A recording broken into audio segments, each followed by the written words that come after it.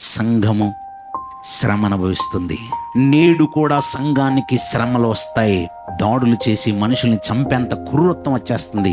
ఈరోజు ప్రవీణ్ పగడాల గారి మరణ వార్త విన్నాం, రేపు ఇంకొకరిది వింటాం. ఎక్కడో చోట ఈ మాటలు వింటూనే ఉంటామా? దైవ సేవకుల్ని చంపటం అనేది పరిపాటిగా మారిపోయిందండి. సంఘానికి శ్రమ వస్తుంది. శ్రమ, గుండెను పిండేంత శ్రమ. నీవు పొందబోవు శ్రమలకు భయపడకూడదు. ప్రారంభము నుంచి క్రైస్తవం అన్నిటినీ అనుభవిస్తూనే ఉంది. అలా స్టెఫెన్ మరణం తర్వాత అనేక మంది క్రీస్తులోనికి వచ్చేసారు. యాకోబు మరణం తర్వాత అనేక మంది క్రీస్తులోనికి వచ్చారు. నువ్వు చనిపోయిన తర్వాత నీ రక్తం చిందింపబడితే అనేకులు స్థిరపడేటువంటిదిగా ఉండాలి. నమ్మకాన్ని కోల్పోకూడదు, బలహీనం అవ్వకూడదు, అవిశ్వాసులుగా మారకూడదు.